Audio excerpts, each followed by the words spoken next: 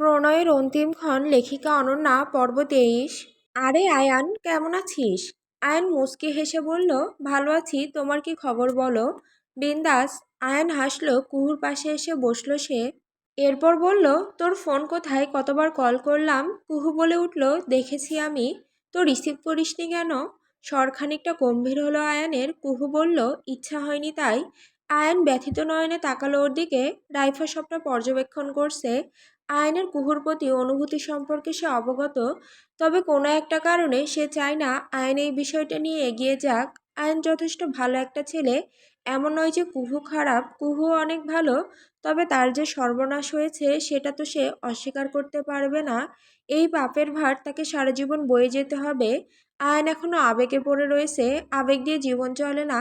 তাই রাইফা খুব করে চায় যেন আয়ান তার সিদ্ধান্ত বদলাক, এতে কুহুরও ভালো হবে, কারণ কুহু নিজেও আয়ানকে সেই স্থানটা দিতে পারবে না। আয়ানকে সে ভাইরূপে মানে, এটা রাইফা জানে। আয়নের আচরণে কুহুর অস্বস্তি ভাবও সে লক্ষ্য করেছে। ও আপু। হুম। ভাবনা থেকে বেরিয়ে এলো রাইফা, কি ভাবছো এত, দুলাভাইকে পেয়ে গেছো নাকি? কুহু দুষ্টু হেসে বলল। রাইফা হেসে বলল, এই শখ কত, আমার বাবা ওসব বিয়ে টিয়ের ইচ্ছে নেই, সিঙ্গেল লাইফে বিন্দাস। আয়ন বলে উঠল, তোমার বিয়ের ব্যবস্থা করছে এবার, যদি ভালো পাত্র না পায় তাহলে পাশের বাড়ির জমিল দাদুর সাথে বিয়ে দিয়ে দিব, কি বলিস সুহাসিনী? আয়ন আর কুহু হেসে কুটি কুটি হলো। রাইফা বলে উঠল, ওরে বাবা, না না, ওসব বুড়ো লোকের সেবা আমি করতে পারবো না।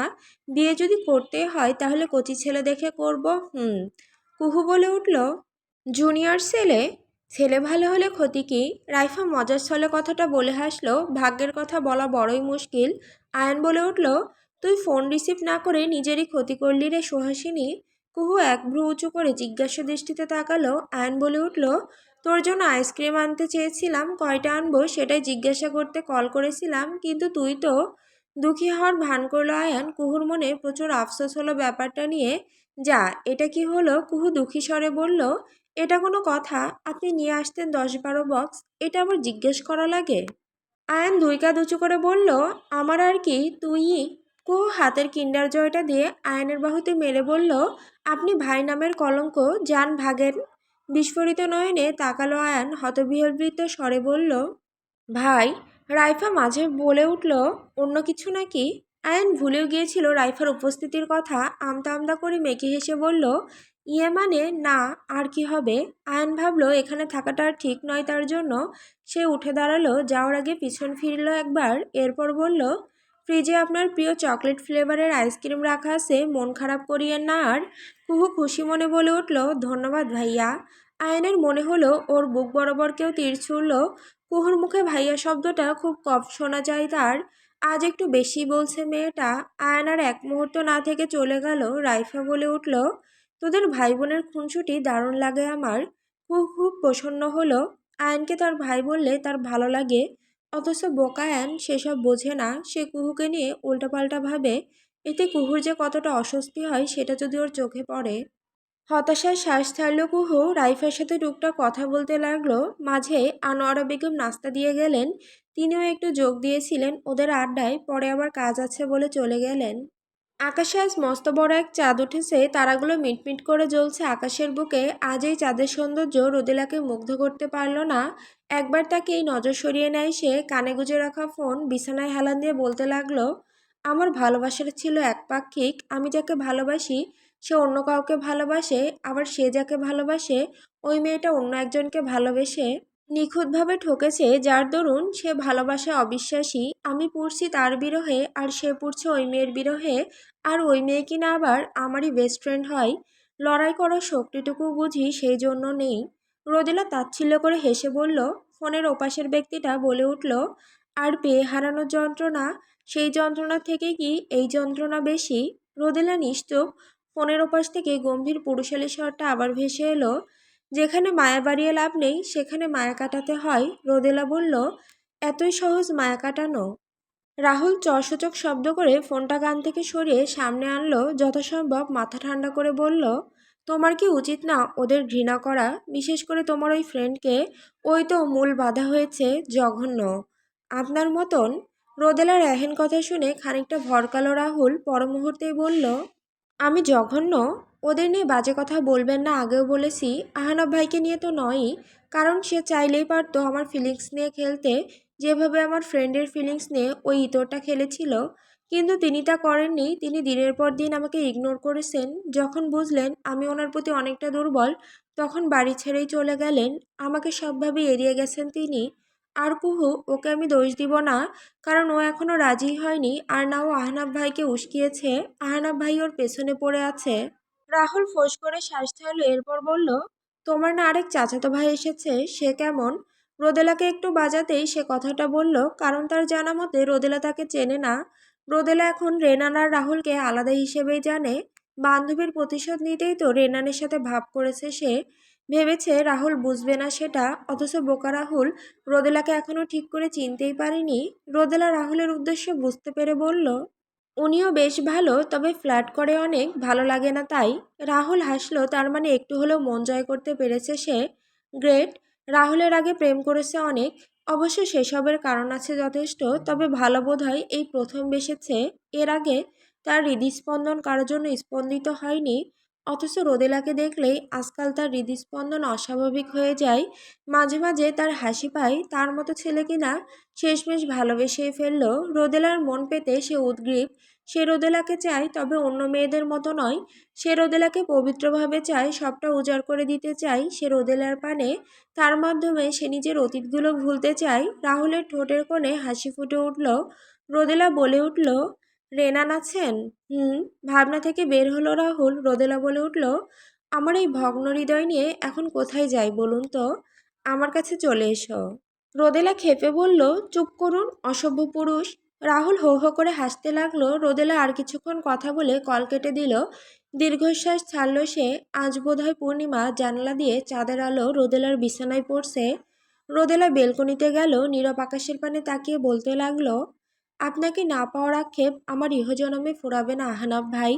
এমন একজনকে আপনি মন দিয়ে বসেছেন, যার বিরুদ্ধে লড়াই করাটা অসম্ভব আমার পক্ষে।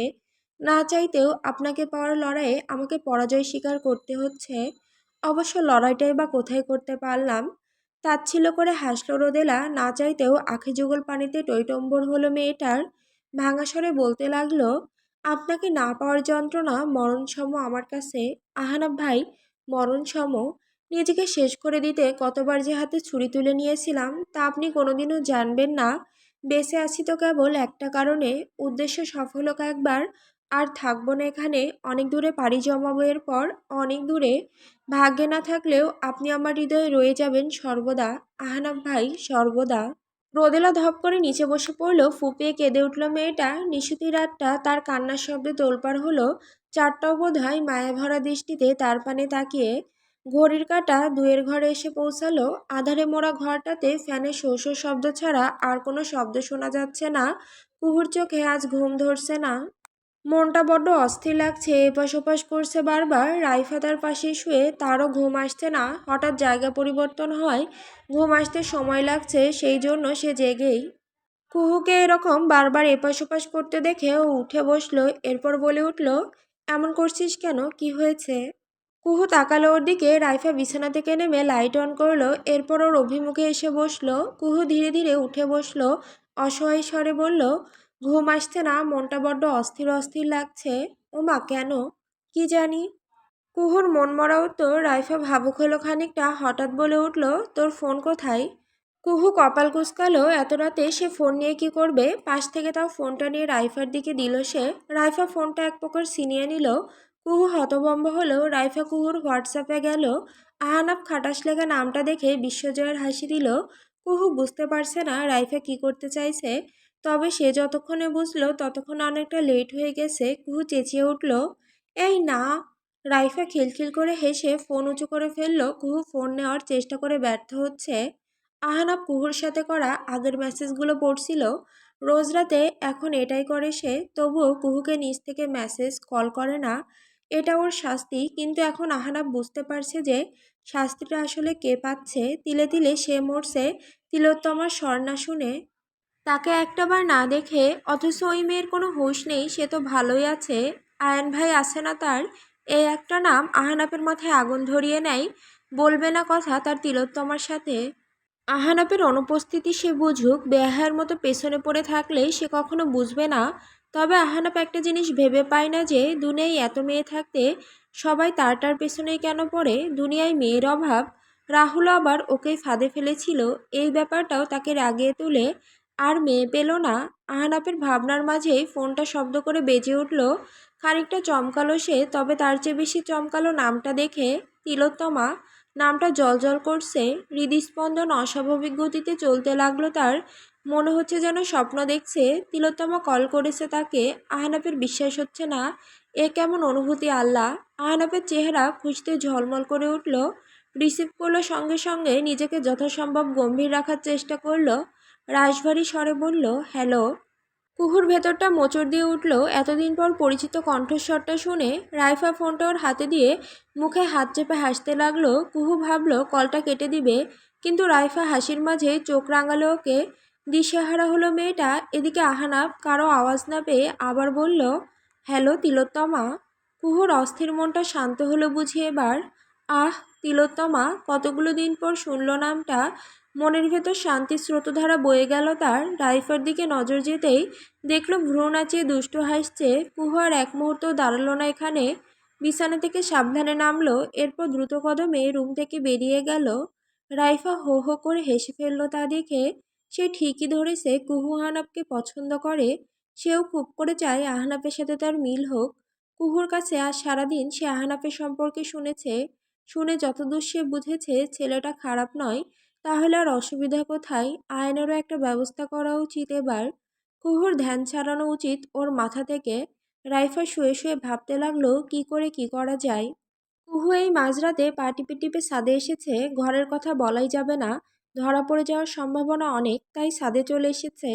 ছাদে এসে স্বস্তির শ্বাস ছাড়ল সে। ঝিঝি পোকার শব্দ শোনা যাচ্ছে। চাঁদের আলোয় পুরো শহর আজ আলোকিত। সবটা স্পষ্ট দেখতে পাচ্ছে কুহু। মনটা প্রসন্ন হলো খুব। ফোনের দিকে তাকালো সে। আহনাফ এখনো লাইনেই আছে। ভেতর ঢিপ ঢিপ করছে কুহুর।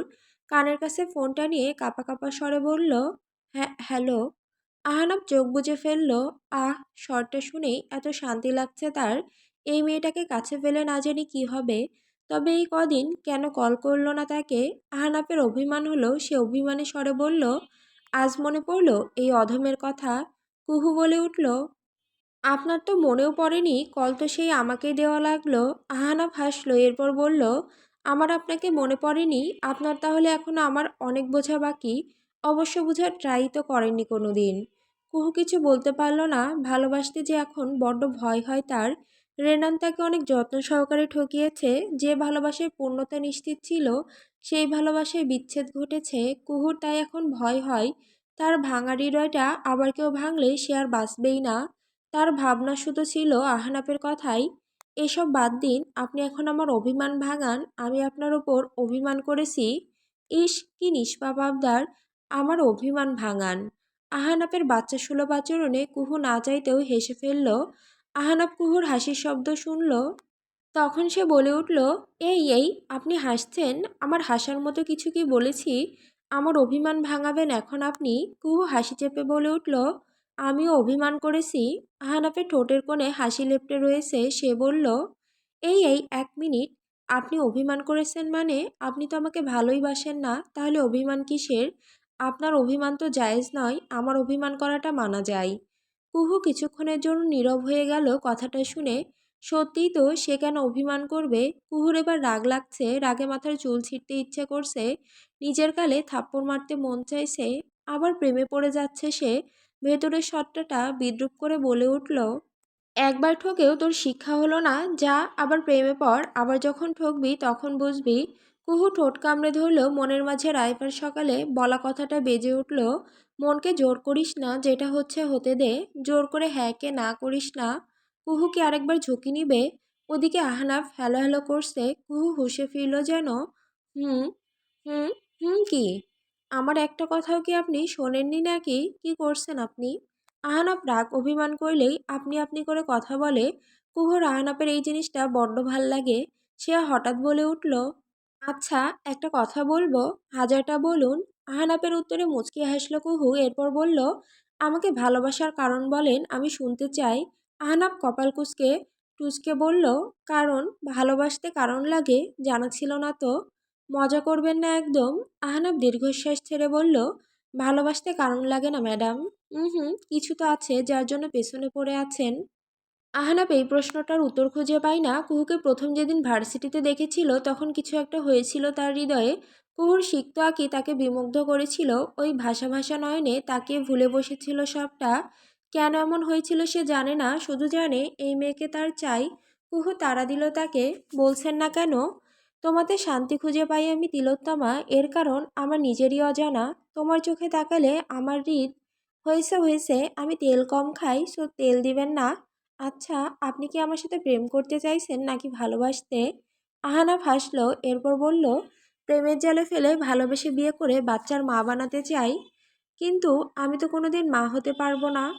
আহনাফ জিভে কামড় দিল, নিজের উপর রাগ হলো তার। ব্যাপারটা বুঝে বলা উচিত ছিল। কুহুর মনটা বিষাদে ছেয়ে গেল আবার। আহনাফ নিজেকে গালিগালাজ করে শান্ত হয়ে বলল, আমাকে পালবে? আমিও বাচ্চার থেকে কম কিসের? তোমার দামড়া খাটাস বেবি সুন্দর না? কুহু ফিক করে হেসে ফেলল। আহনাব যেন স্বস্তি পেলেও কুহু অমন সময় বলল, আমার ভাঙা হৃদয় আপনার হাতে তুলে দিলে আপনি তা ঠিক করে দিতে পারবেন আহনাব? আহনাব চমকে উঠল যেন। তিলোত্তমা তাকে আহনাব ডাকলো। তার হৃদয় দিতে চাইছে। আহনাবের খুশিতে লুঙ্গি ডান্স দিতে মন চাইল। তবে সে নিজেকে সামলে বলল, ঠিক মানে একদম সুপারগুলো না না, আহনাবের স্পেশাল প্রীতেরগুলো দিয়ে ঠিক করে দিব। একটাবার আমার কাছে দিয়েই দেখো না কতটা যত্ন, কতটা ভালোবেসে মুড়িয়ে রাখি।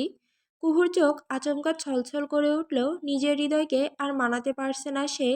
যা হওয়ার হবে, এবার আল্লাহর উপর ছেড়ে দিবে এবার সে।